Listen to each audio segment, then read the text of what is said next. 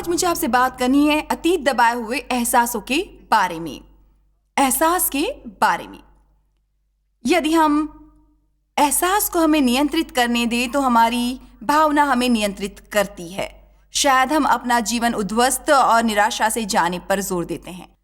हम एहसास पर भरोसा नहीं कर सकते। वो हमें सच नहीं बतलाता है। वो हमेशा बदलता रहता है, पर कब बदलेगा ये नहीं कह सकते।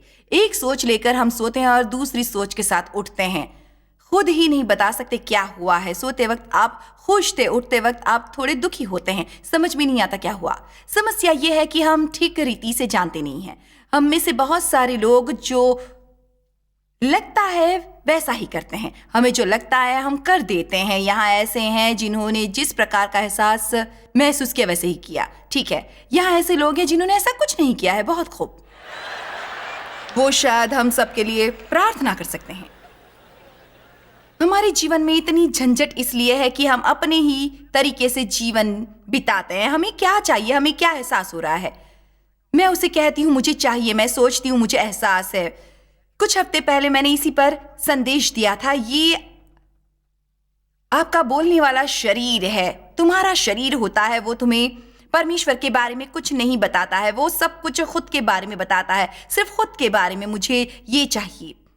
मगर पवित्र आत्मा से जब हम प्रकाशमान होते हैं और परमेश्वर हमें वास करता है मसीह का स्वीकार करते समय, और जब हमारा नया जन्म हो जाता है, हमारे जीवन में अलग ही कुछ होने लगता है। अब हम में जो परमेश्वर की आत्मा है वो उसे क्या चाहिए ये बताने लगती है कि हमें अपने लिए क्या करना चाहिए, क्या नहीं करना चाहिए। यूहन्ना 10:10 की ओर देखते हैं। चोर केवल चोरी करने, घात करने और नष्ट करने को आता है। यीशु कहता है मैं आया हूं उसके आने के लिए परमेश्वर को धन्यवाद। मैं इसलिए आया कि वो जीवन पाऊं जो बहुतायत से पाए, बिल्कुल उड़ेलता हुआ, ताकि जीवन का आनंद लूट सकें। यदि हम जीवन का आनंद नहीं उठा सकते तो आप क्या कहेंगे? ठीक है, एक चीज आपको करनी है। वो चीज है हमें सीखना है दबाव का सामना कैसे करें, सीखना है कि समस्या को कैसे संभालें। आप कहेंगे एहसास का कुछ नहीं कर सकता जॉयस, हम इसके बारे में बात करते हैं। नहीं, हमें जिस प्रकार ऐसे एहसास होते हैं वो एहसास हमेशा हमारे काम का नहीं होता है। जैसे मैंने कहा था, एहसास तीव्र हो सकता है, वो अनचाहा भी हो सकता है, चाहने वाला भी हो सकता है। 30 दिन में हमें एक ही विषय के बारे में 100 अलग अलग एहसास हो सकते हैं। वॉचमैन नी का कहना है कि भावना विश्वास का एक नंबर का शत्रु है। ज्यादातर हमारा एहसास और हमारी भावना हमें जो कर्म करना होता है उससे दूर रखती है। मुझे एहसास है, एहसास नहीं है। मुझे चर्च जाने का एहसास है, चर्च जाने का एहसास नहीं है। किसी को काम करना है, काम नहीं करना है। तो ऐसे एहसास होते रहते हैं। सर्वप्रथम क्या एहसास होना है, इसका हम कुछ नहीं कर सकते। कभी कभार हमें अचानक महसूस होता है, मगर मैं बताती हूं हमें क्या करना है। हमारी सोच के बारे में हम कुछ कर सकते हैं, हमारे बोलने के बारे में हम कुछ कर सकते हैं, और हमारे बर्ताव के बारे में भी हम कुछ कर सकते हैं। मैंने एक आश्चर्यचकित करने वाली चीज खोज निकाली है जिसने मुझे अविश्वसनीय सहायता की है। पूर्ण रूप से मुझे गलत एहसास हो सकता है, मगर मैं अधिक करना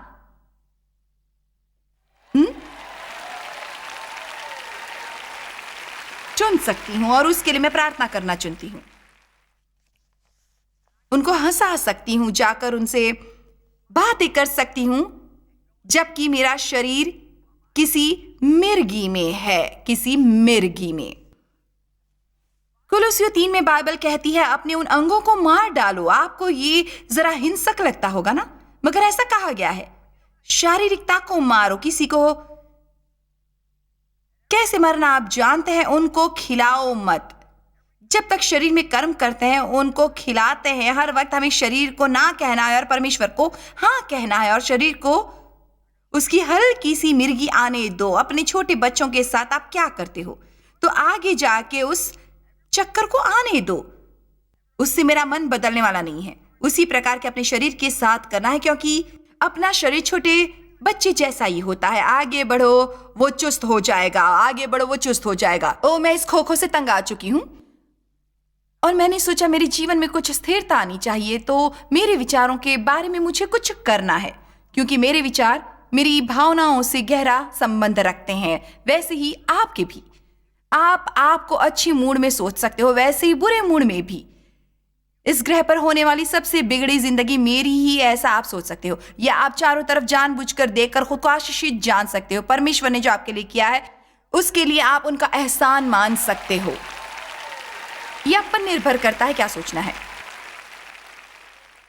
मैं आपको मेरी किताब लेने के लिए जोर नहीं डालूंगी, फिर भी यदि आपने मेरी बैटलफील्ड ऑफ द माइंड किताब नहीं पढ़ी होगी, आपको जरूर पढ़ना होगा। आमीन। आप खुद के विचार खुद सोच सकते हैं। आपके दिमाग में जो आता है वो सब आपके बारे में जरूरी नहीं अच्छा ही हो। यदि आपके दिमाग में जो है वो परमेश्वर के वचन से सहमत नहीं तो उसे उठाकर फेंक दें। हम में से कोई अपना मूड खराब करवाना चाहता है जिसके लिए केवल 15 मिनट की जरूरत है। यदि हम किसी कोने में जाकर बैठते हैं और बस अपने बारे में जो कुछ अच्छा है वो नहीं सोचते तो हम बुरा महसूस कर सकते हैं। कितने लोग ऐसे हैं? तो एहसास होना अपने हाथ में नहीं है, मगर हमारी सोच के बारे में हम कुछ कर सकते हैं। हमारे बोलने के बारे में हम कुछ कर सकते हैं। हम क्या बोलते हैं उसके बारे में हम कुछ कर सकते हैं। हमारे बोलने के बारे में हम कुछ कर सकते हैं। किसी एक चीज पर आप थोड़ी देर के लिए अटक जाना, मुंह बंद रखना संभव है। कुछ बोलना चाहिए ऐसा आपको लगता है, इसका मतलब ये नहीं कि आपको बोलना ही है। जीभ के वश में मृत्यु और जीवन दोनों होते हैं और जो उसको काम में लाना जानता है वो उसका फल भोगेगा। नीति वचन 18:21। इसका मतलब हम अपना शब्द फल खाते हैं। कारण भरी हम बुरी बातें करते हैं, नकारात्मक बातें, निम्न स्तर वाली बातें, उलझने वाली आलोचनात्मक बातें करते हैं। हम उन शब्दों का सेवन करते हैं और वे शब्द हमारे अंदर आते हैं। इसके बावजूद यदि हम अच्छी बातें करें और कृतज्ञता वाली बातें करें तो परमेश्वर हमारे लिए जो वादा किया है वो जरूर करेंगे। तो आप खुद को अच्छा और मूड में सोच सकते हैं। आप खुद अच्छे या बुरे मूड में बात कर सकते हैं। हम शायद हमें होने वाले एहसास के बारे में कुछ नहीं कर सकते, मगर हमारे कर्म और अनुशासित कर सकते हैं। अभी आप में से बहुत लोग सोच रहे होंगे खुद को नियंत्रित करना है, पर यह सच नहीं है, क्योंकि आप यदि ईसाई हैं तो परमेश्वर ने आपको अनुशासन का फल दिया है। वो फल छोटे भी हो सकते हैं, बड़े भी हो सकते हैं, लेकिन आपको उन फल का इस्तेमाल करना है और कुछ ऐसा करना है जो परमेश्वर चाहते हैं। किसी अंजू के पराठे को अपना अधिकारी मत होने दो। आमीन। आपके अंदर अपने आप में दैवी आत्मा है और अनुशासन का फल भी। हम में से सभी जन दुखी हैं किसी भी तरीके से। कोई चीज या किसी एक व्यक्ति ने हमें दुख पहुंचाया होता है। जो आज यहां पर हैं, यदि आप जवान व्यक्ति हो सकता है आप पहले से ही दुखी हो। जब तक आप 30, 40, 50, 60 साल की जिंदगी नहीं जियोगे, बहुत सारे ठेस पहुंचाने वाले वाक्य होंगे और बहुत सारे वाक्य आपने दबा दिए होंगे भूतकाल में, ताकि परमेश्वर जैसी हमारी जिंदगी चाहता है हम जी सके। हम जब दुखी होते हैं तो शैतान आशा करता है कि हम रुक जाएं, हम वहीं रुकें और अपने घावों को सहलाते रहें, खुद पर दया करें, कंधों पर बोझ सा रख दें, दूसरों को दोष दें और दुख को गले लगा लें। मगर आप एहसास को दबा सकते हैं।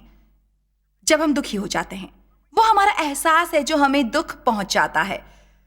और यदि हम उचित चुनाव करें हमारी पीड़ा में, अभी जरा ध्यान दें, यदि हम उचित चुनाव करें दुखी होते वक्त, नरक का ऐसा कोई शैतान नहीं जो आपको विजय से दूर करे। अब मुझे भरोसा करना है कि आपने सुना है जो मैंने कहा। यदि आप उचित चुनाव करें जब दुखी हो रहे होते हैं, तुम्हें किसी को क्षमा करना चाहिए जब आप दुखी हों। यदि अभी भी आप दुखी हो, आपको उचित चुनाव करना है। आप एहसास के मुताबिक मत चलना। आपकी समझ में आ गया है कि वो शरीर का एक भाग है, पर उसे तुम्हें अपने पर हावी नहीं होने देना है। आपको एहसास को आपका ईश्वर नहीं होने देना है। उसके आगे झुकना नहीं है, उन्हें वश में करना, उन्हें आपको वश नहीं करने देना है। किताब के बारे में बात क्यों, तो मैंने अभी एक दूसरी किताब लिखी है, नाम है लिविंग बियॉन्ड योर फीलिंग्स। ये चीजें आपके लिए जरूरी हैं, उनको देना, पढ़ना, अभ्यास करना, प्रार्थना करना, परमेश्वर के वचन द्वारा चीजों की तरफ देखना। ओ मैं ये करूंगी, मैं वो करूंगी, लेकिन ऐसा कहने से कुछ नहीं होता, आपको वो करना ही होगा। आप अगर वो नहीं करेंगे तो कुछ नहीं होगा। आपको इस प्रकार से नहीं जीना है।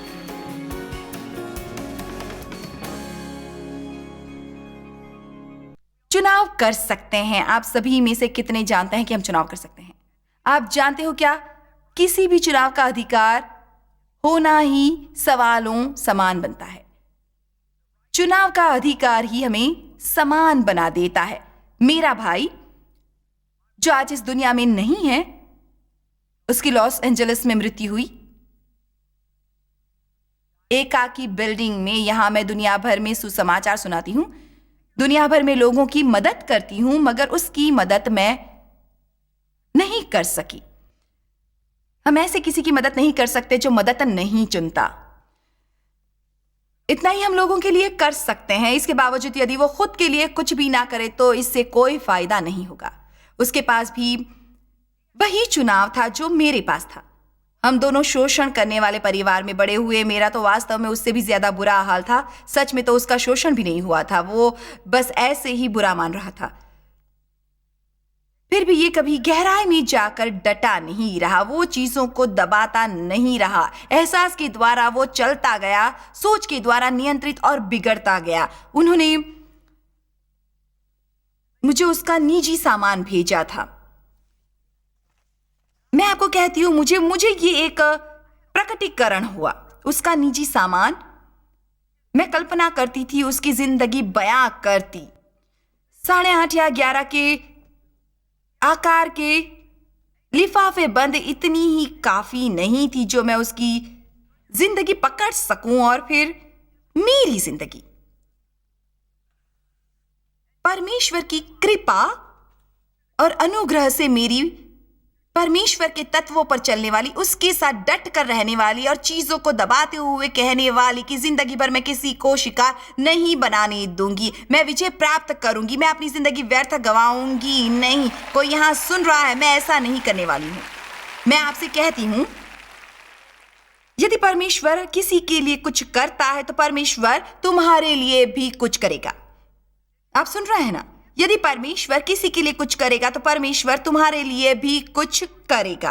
आपके पास चुनाव है। आपको बुरी मनोदशा से ऊपर उठना है। जीवन संतोषजनक नहीं है, मगर परमेश्वर न्यायी है। आप सुन रहे हैं ना? जीवन संतोषजनक नहीं है। उस पर गुस्सा होना फायदेमंद की बात नहीं, यदि वो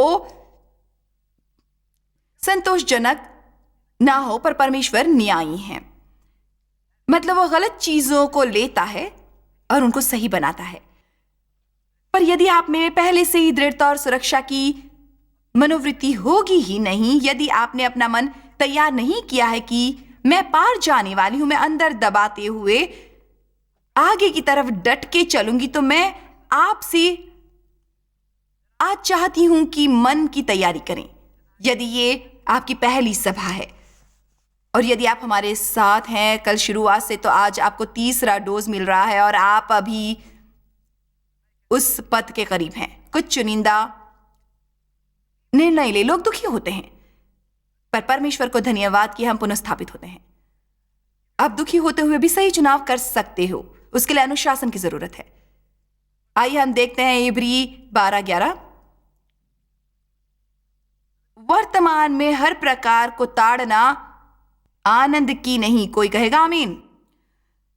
पर शोक ही की बात दिखाई पड़ती है, तो भी जो उसको सहते सहते उन्हें चैन के साथ धर्म का प्रतिफल मिलता है। यही रुकते हैं, अनुशासन नहीं। और जब आप खुद को अनुशासित कर रहे होते हो, यदि आपको कुछ करने जैसा नहीं लगता मगर वैसे भी करने का निश्चय करते हो, आपको लगता है ऐसा करने में क्या गलत है, मगर इसकी बजाय आप चुनाव करो कि सही क्या है, उससे तभी खुशी नहीं मिलेगी। मगर कल्पना करो बाद में क्या होने वाला है, आपको प्रतिफल मिलने वाला है। आज मुझे आपसे बात करनी है। इब्री 11:6 कहता है कि विश्वास के बिना हम परमेश्वर को प्रसन्न नहीं कर सकते, और जो उसके पास आते हैं उन्हें 2 चीजों पर विश्वास करना है कि वो है।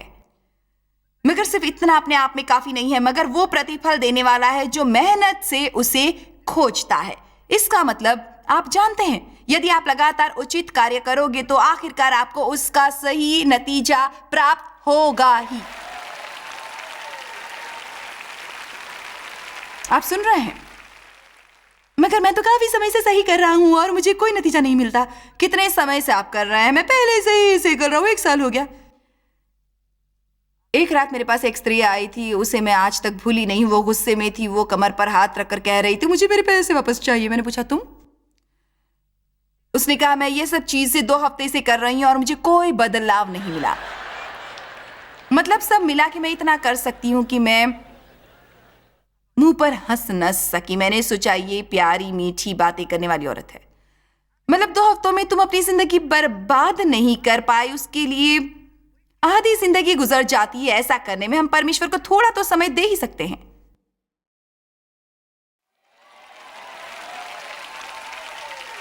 आमीन।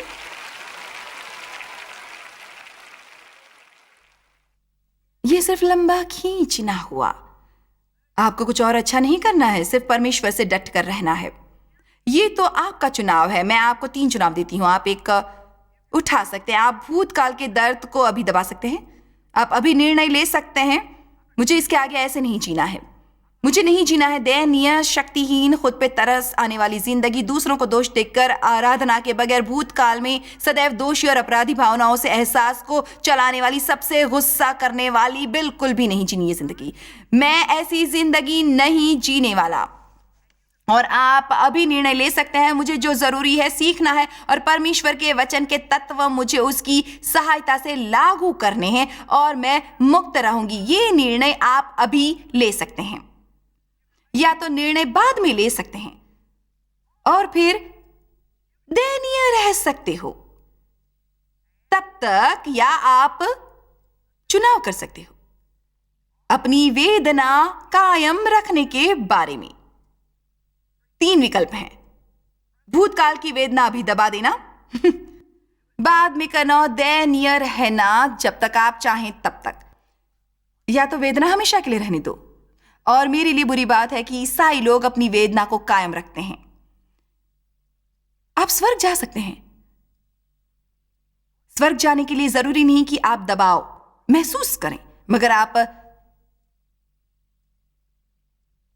जीवन का आनंद यहां पर उठा नहीं पाएंगे। आप किसी के लिए उदाहरण और गवाही नहीं होंगे। बदली हुई जिंदगी से बढ़कर कोई गवाही नहीं होती, कोई भी नहीं। आपको यह मालूम है, कोई महान संदेश नहीं, कोई महान प्रवचन नहीं है अपने परिवार के लिए, दोस्तों के लिए आपको परमेश्वर ने बदल दिया, आपका परिवर्तन हुआ। ये देखना बिल्कुल नए अंदाज में, यही महान संदेश है। मेरे पति को महसूस होता है कि पिछले 45 सालों में उन्होंने 20 औरतों से शादी की है, क्योंकि मैं बदलती ही रहती हूं, सिर्फ बदलती हूं। आमीन।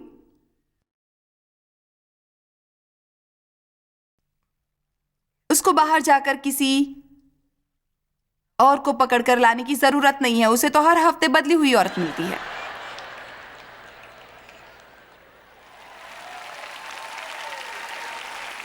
आमीन। हर किसी को जिंदगी कैसे जीना चाहिए ये बताना बंद करो और कैसे जीना चाहिए ये बताओ। लगातार लोगों के सामने जियो।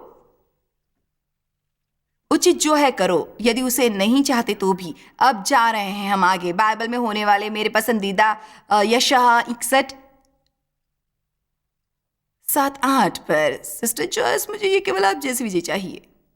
मैं कहूंगी मेरे प्यारे नन्हे दोस्त, केवल इच्छा करने से कुछ नहीं मिलता, मेहनत करो।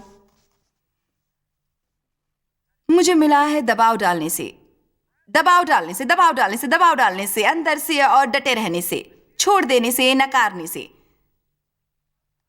आंसू से भरे तालाब में तैरते हुए।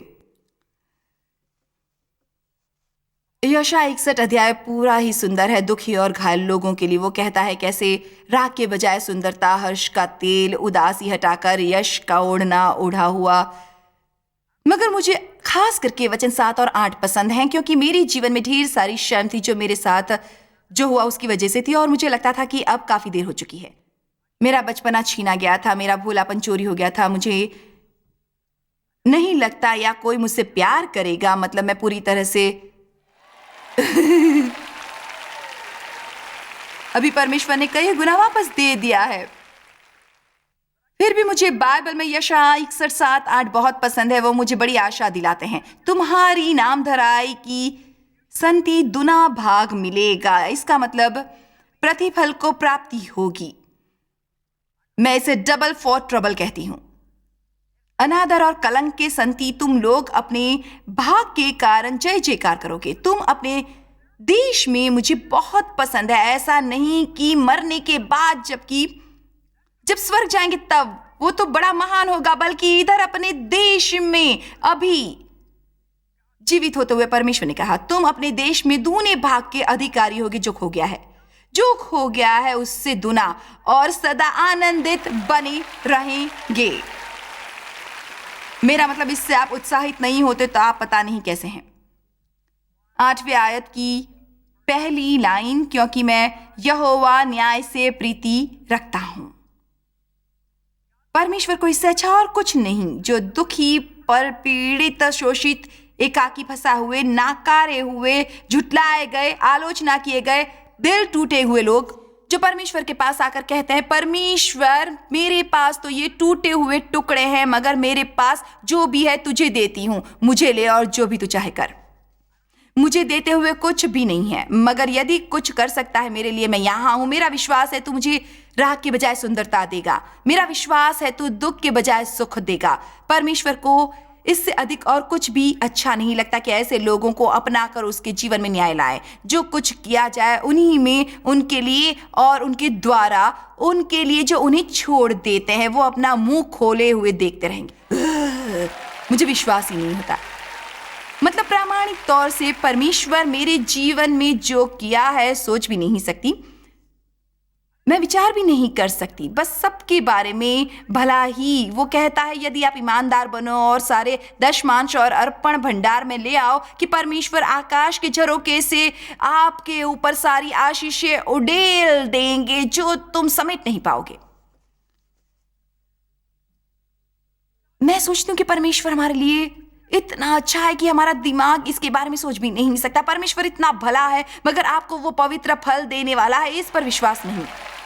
जो कुछ खो चुके हैं उसके बारे में सोचना बंद करो और परमेश्वर का प्रतिफल ले लो। पुरानी तकलीफों के लिए दुखी मत हो। मैं जिंदगी भर फिर से प्राप्त करना नहीं चाहती। मैं अपेक्षा करती हूं कुछ अच्छा होने की। आपका क्या ख्याल है?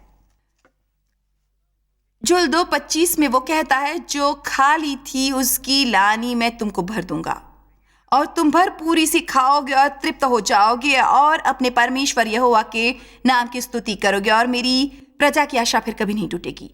जब आप कठिन परिस्थितियों से गुजर रहे होते हो, मेरा सच में विश्वास है यदि आप कठिनाई में ध्यान देते हो वो और कठिनाई हो जाता है, मगर यदि आप प्रतिफल पर ध्यान दोगे तो आपको प्रतिफल मिलेगा। आप सहने का मतलब जानते हैं, मतलब शैतान को परास्त करना। किसी को तो जरूरत है अपना मन तैयार करने की, आज मैं शैतान को परास्त करूंगी।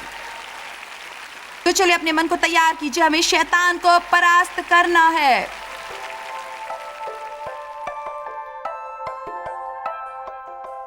मेरे पास सही में अच्छी खबर है। आपके एहसास को आपको भविष्य में समर्पित नहीं करना है। परमेश्वर के पास अच्छी योजना और प्रतिफल आपके लिए तैयार है। तो उससे मदद मांगो जो तुम्हारे पुराने किसी भी एहसास को दबा देगा, जो कुछ और ही कहता है। आपके जीवन के लिए परमेश्वर की अच्छी योजना में रहो और आपकी विजय की ओर प्रस्थान करना चाहिए।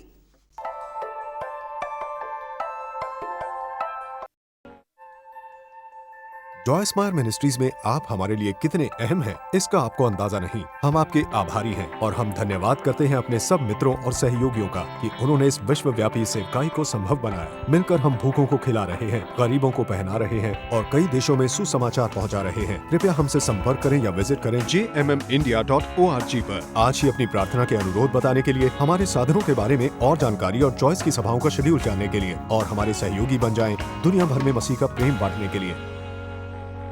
ये कार्यक्रम जॉय स्माइल मिनिस्ट्री के मित्रों और पार्टनर्स द्वारा प्रायोजित